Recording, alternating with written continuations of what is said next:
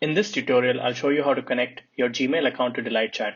Open your Gmail account that you want to connect and click on the settings button at the top right and click on See All Settings.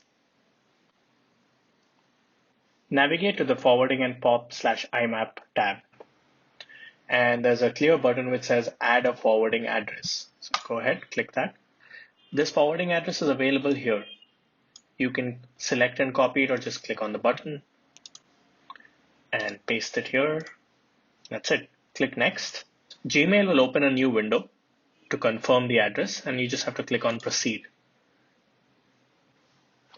Cool. It says forwarding address has been added, but a confirmation code has been sent to this address to verify permission. So we need this confirmation code to verify that this address indeed is yours and it's not somebody else who's doing this. So go back to DelightChat and you will find your new email address that you've just added over here.